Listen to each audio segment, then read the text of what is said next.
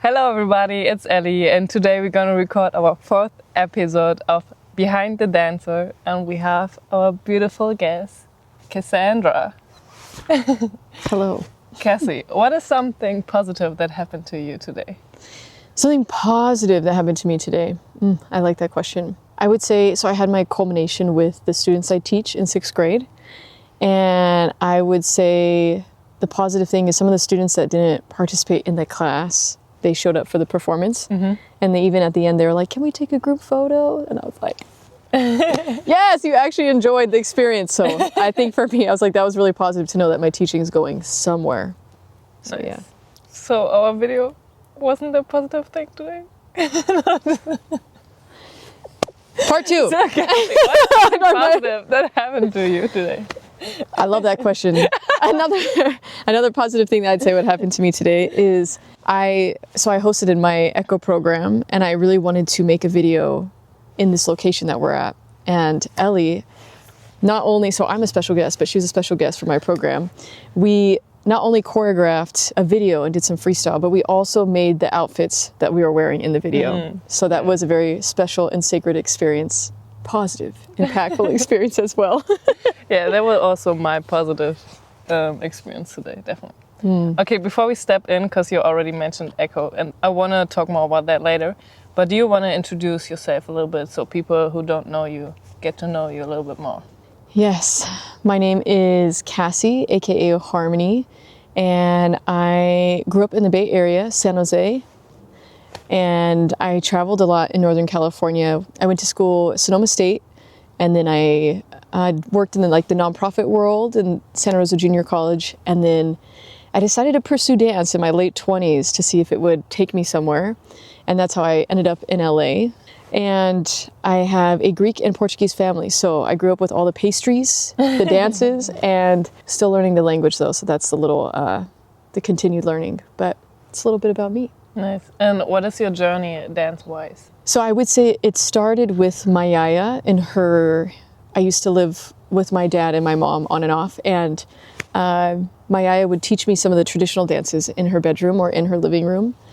And from there, I would say once I was in elementary, middle school, I remember seeing one of my really good friends on stage performing, and I looked at my mom and I said, I have to do that. I just want to do that.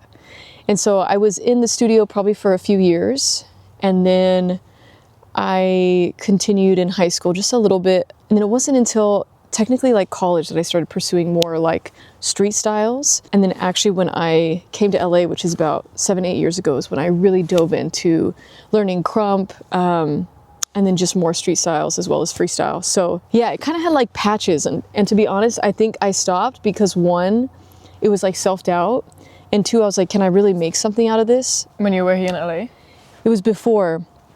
So I had periods where I was on teams in schools or when I was young, but I was like, is this really going to go anywhere? And I was so preoccupied with this idea of okay, I need to have a career and a job. But when I came to LA, I was like, we're just going to do it. We'll figure it out. So that's a little piece of what the journey looked like. That's beautiful. Okay, if you had to describe your dance style in 3 words, what would it be? Oh, great question. I think we should all answer that, even if you're listening. Submit your answers. Okay, 3 words that would describe my movement. One I would say, okay, this word's just coming to me, unearthed. Unearthed, expansive, and moving. Okay. Movement. But you get what I'm saying, yeah.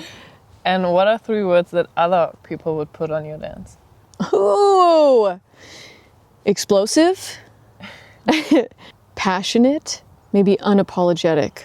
That's interesting that when I asked you the second questions, you were like, oh, I know what other people would say, It's interesting. Was there a moment that really shaped you as a dancer during your journey? Wow, there's so many. Okay, I will say this is one. When I was in LA, my first crump exhibition battle, I prepped for that for months. I mean, we didn't have that many months, but I just remember the internal layers I went through of you're doubting yourself, you're wondering if your choices are good, you're meeting with mentors, and I decided for my first round I was going to use obviously a crump track and then part of Tupac's words of like, you don't want to fuck with me. And, but in the track, I had a voiceover of that. So somebody was like, you don't want to fuck with me. And I think at that period of my life, I was dealing with so much fear that when I did the battle, it was like a hat trick where I broke my hats that were like Velcroed together and I said, you don't want, and I like mouthed it. But the moment I broke my hats and I mouthed it, it almost felt like this like fire like came out of me. And then from that moment, I just didn't even remember what happened. And I think there was like just it was like such a spiritual moment, like this declaration for myself of, I've moved past that layer of fear. It doesn't mean I don't experience fear, but there's that layer that I've now been like, you don't get to fuck with me anymore. And so it wasn't even a battle. It was just more of like, I've surpassed that part that maybe had hindered me. And from that moment, I was like, wow, this is like a spiritual ritual and experience to just prepare for battles and then like experience yourself in it. Yeah, that's beautiful. Also the way you describe it, it's like the kind of work you do with the somatic movement, and the way you described your experience is like similar how somatic movement like looks like or what it is. So do you want to explain a little bit what somatic movement is and what you're doing with that? Yes, I will say a disclaimer. I am not a therapist, but I am a facilitator. So I have a psychology degree, and then I also have a certificate in social emotional arts and other certificates that is in somatic work and grief work. And it's just this idea that a somatic echo is like this movement in our body that's like kind of habitual. And it's like not even just a somatic echo, but there's just memories, there's emotions, there's things stored in our body. And so when we are able to be mindful and practice tuning in, our body can actually lead us places to release and also deeper healing. But sometimes what that looks like is being led into places that maybe we've escaped or not wanted to confront, or maybe it's a simple just release. And so similar to some of the work I do, echo is just really tuning into what are some of those generational echoes in our like bloodline and in our family, and what can we continue to carry as like heritage and legacy, and what are things that don't serve us anymore that we can release so that the legacy after us can be more free. But I think crump obviously in itself is like, it's somatic work, you know? And so there's just different lanes and avenues to press into. And I think echo for me was just what I used with my body and what I offer to other people to be in tune with theirs. Yeah, because maybe short for the people who don't know what echo is, so maybe just describe short what is echo movement, because it's the whole thing. Yes. Yes, echo movement. I, after quite a few years of like going through my own, let's say, journey of health, anxiety, I mean, I wrote a book on it, but it's just a lot of different triggers in my body. I created this program called Echo Movement, which is a space that uses a various amount of therapeutic tools, from visualization, guided imagery, breathing exercises, and then I give you movement prompts, all to kind of scaffold and bring you to a place of not only are we cognitively thinking about it, but we are actually physically releasing the energy out of our body. And so I have workshops that I do, once a month, and then I also have programs that are like 4 weeks. I also have a 9-week program, and I also do one-on-one. So Echo Movement is kind of this umbrella, but there's a lot of places it can be used. But ideally, it's a space where we release limiting beliefs, we build body connection, and then our hope is to transform our generational storyline. Yeah. And it's definitely worth it. I did a program for 4 weeks and I didn't expect what happened. And I cried so bad in one session. And it's so interesting because, we all have like things we work on, but that the tools you used like go that deep, I didn't expect that. And like the way of releasing through our dance, especially it's for everybody, but also if you're a freestyle dancer and you can use your dance for like your therapy, it's like totally like it has so much worth in it. Okay, when you do your sessions, what do you hope that people are gonna experience? I already shared a little bit what I experienced, but what is your point of view as a leader in that case? Yes, great question. I think ideally overall what I would want people to experience when they leave the space, again, it would be different if you do a one-time workshop versus like a program where it goes a little bit more in depth, it's just like an awareness. I feel like when we have an awareness, that means we can build a curiosity to either be like, I want to dig into that a little bit more, of like, oh, I didn't even know that was there in my body, or just realizing how alive our body is to communicate with us. And I have to say, it's different for everyone, right? For some people, it's like they've never really felt anything in their body, like sensations. And so when they're just like, oh, I just felt my heart flutter, that's a huge like milestone, because maybe you've dealt with I'm like this psychology terms, but disassociative pieces, right? And then maybe for some people, you're like, I feel everything, I cry, and I'm like, ah! It's maybe learning more of like self-regulation and like letting these breathing exercises or even these visualization moments, when you go into those moments again of feeling a lot of emotions, like, oh, I can sit in my body enough to regulate. It gives you the courage and the confidence to, like, that you could sit in your body. Because I think the biggest thing is, I don't want to like frame it like this for everyone, but maybe we're afraid of our body. Maybe we're at war with our body, or we don't know how to build that bridge. And so it's just this idea that our body's really for us. And when it feels out of control, if we actually just listen to it, it will kind of lead us out of what feels like chaos. It's just really tuning in and trusting the process and just staying curious versus fearful. And the last thing I want to say, because this forever changed how I looked at fear, there is a song called Scarecrow. And in the lyrics it says, there's a scarecrow usually in the field to distract birds. So in our lives, there's maybe scarecrows in different parts of our lives. And maybe we're programmed to think, oh, don't go there. Or the birds are like, oh, stay away, stay away. But actually for us, where there's fear, there's actually like treasure. And it's like, how can I just tiptoe my way into that field and experience that at a capacity that's healthy to do so? Yeah. Yeah, beautiful. So when you're interested, Cassie is located in LA, but we're also going to bring her to Cologne next year, or even worldwide. Wow. Oh, yeah. Oh, yeah. Okay, coming back to your dance itself. When you dance, do you think more technically or more emotionally? Yeah, I would say it's a mix depending on where I'm presenting myself. And like in a battle, sometimes it'll be a mix of both. If it's theater, I probably tend to push more emotional.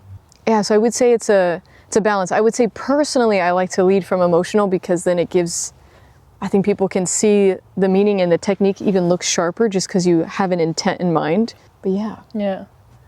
And what would you say, I don't know if I like this question, but what does success means to you in dance? I would say there's like layers, because me and Ellie were actually talking about this the other day, where when I moved to LA, I moved to pursue dance. And there's a hummingbird, that's a sign. Oh my gosh. Wow. You know what that means? To me, usually means change, like transformation. I've never seen one that close in my life. Oh my gosh. So beautiful. Yeah, it paused for us. Damn. Imagine it would be in front of the camera. Yo. Next time, come back. Right. So what would success look like for me with my dance, or as a dancer? I would say layers. So me and Ellie were talking about this the other day, but when I moved to LA, I moved to pursue dance. And after I had been here for about 4 or 5 years, I had a few friends say to me, they're like, you know, Cassie, when you first told us this, we didn't think it was the smartest idea, but you proved us wrong. And that to me was like, oh, interesting. Because at first, success felt to me just like to pursue it. Just the staying, like persevering to pursue something that I know I care about. Now I would say what success looks like, because it came back. I know. I would say now what success looks like for me, because I've come and I've spent a lot of years teaching kids, and then also getting to do theater performances, battles, which to me have been like beyond fulfilling. I think now as I step into more of the therapy realm and the somatic work and body-based approaches to therapy, I feel like getting to travel with that will be what feels successful to me, because I get to present, maybe it's like I get to perform, and then with these group of performers, we get to do the echo program. Or it's even, you know, meeting with dancers who've been dancing for 20 plus years, and we do one echo session where they just get to experience their body in such a different way that allows them just to open up and really tap in. And so I think that's what feels like success to me, is still learning my style, learning what echo is cultivating into and seeing where it takes me. Yeah. Yeah. Gonna take you overseas. Yes. So in the beginning, you mentioned like anxiety and self-doubt. How do you deal with that? Anxiety and self-doubt. Great question. How do I deal with that?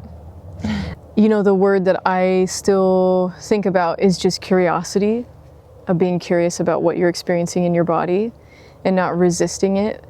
And so for me, the most recent example was preparing for a battle. And I noticed I still feel anxious, but it feels different as I'm getting older. Like before, I would just be nauseous all the time, thinking about it, preparing for it. And now I feel calm, but sometimes I even feel almost too calm. And it's almost like your body's like slumped. And so that's like a new thing that I'm like, okay, I'm acknowledging what that feels like. But I would say just I'm finding like rituals that I naturally do, or like rhythms. And some of that is meditation, some of that is moving in a completely different way. Some of it is just like breath work and journaling. Honestly, actually, this is a thing I will say. It's also maybe just doing a hobby that's completely unrelated. Like for me, pottery. Pottery was just such a, even though I only did a few courses, it was really pushing, I had to push my energy somewhere. And it's like physically having to do that, somehow let that energy of like anxiousness and self-doubt release. I would say with self-doubt, I'm still navigating that one. I think a lot of it is self-talk and a lot of it is limiting beliefs. And so it's a lot of deep work. And I think it's a lot of internal work and inner child work. And so there's always layers to that. And it's like catching yourself, but also not just trying to band-aid and say positive things about yourself, but acknowledging like, why do I feel that? Why do I say that to myself? And then also, because we ruminate on negative things, but ruminating on positive experiences, like when have I felt really confident, and how can I keep meditating on that so that chemical can keep building in my body, and that will kind of steer away from me always being like, I'm always questioning. And I think there's a spiritual component too where, yeah, I mean, that could be a whole topic in itself, but I think that when we have certain wounds, there's like spiritual influences that make us not like question ourselves, but there's like an opposing force that like the more we sit in like self-love and self-acceptance, we can actually push that out, and there's not room for it to feed off of in our lives. Yeah, nice. What would you say, what keeps you going, even if it's hard? Because I know like you're practicing every day, right? So what pushed you? Because for me, that like being here with you for a while, it was so impressive to see like, because living in LA isn't easy. Like you have to work all the time, and then you're still like labbing every day. And I was like, damn, like even if it's like 9 p.m, you're like, yo, I go outside the parking lot and I gonna lab for an hour, you know? I was like, damn, that was really impressive for me to see that. What is the drive for you to keep pushing? Wow, I didn't expect to get emotional. Whoa. Me too. I know, I was like, why am I gonna cry? Yeah, you know, I think like, you know, it's so funny. I guess when I first came to LA, I remember taking my first crump class, and Beast, he's like, you know, in order to have a sense of control in your life, you have to first be able to fully let go. And I was like, something about that was like, I'm coming back every week. And there was something about crump that when I practiced it every day, it was like my only space of certainty. Like doing a chest pop, doing a jab, doing these foundational moves was like for me like, okay, this is a home when I have no idea where my life is going. And so maybe that sounds crazy to say now, but even as I'm older and I am curious where my life is going at times, the lab or just that self-practice is almost like this like self-compassion ritual of like, I may not know where I'm going, but movement right now is like, it's my certainty. Yeah. And I remember I wrote this in my book, but there was a season where I was like really sick where I probably shouldn't have practiced at all, and I didn't really.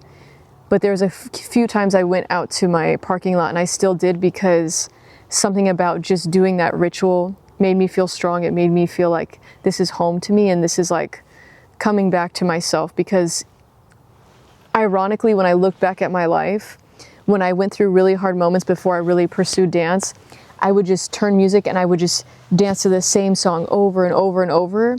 And that was like almost like my prayer of this will pass, but my movement is just that, my connection to self and to God.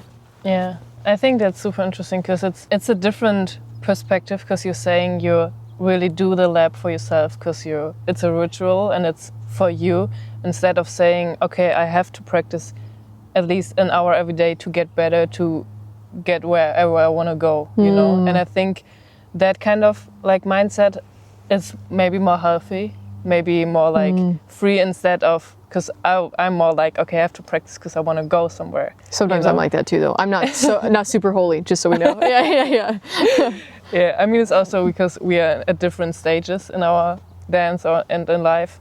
But yeah, that's nice to hear. Yeah. Beautiful question. Do you have one last question? Do you have any advice for people or for dancers outside who are watching this right now? I think of this quote actually, and I think it does feel, in a sense, like an encouragement, I would say, where it says, the quote goes pretty much along the lines where somebody is saying to themselves, or the body is saying to you, I've been waiting my whole life to be your friend. And it's like this idea of our body's been waiting our whole life to share things with us. And I think the encouragement is like, just trust yourself more than you think, and really let your body lead you, and stay curious. Thank you, Cassie. Thank you. Thank you. Oh. Friend, I really was gonna cry. I was like, oh my gosh. Wow. I've actually never done a podcast so smoothly. Also, like, speaking. Like, I usually have things prepared and things like, but this felt so, like, smooth. Dope. Wow. I'm glad you enjoyed the experience. That means aligned. And I think the hummingbird was a sign, Oh my gosh. Shout out to J Bad. Right.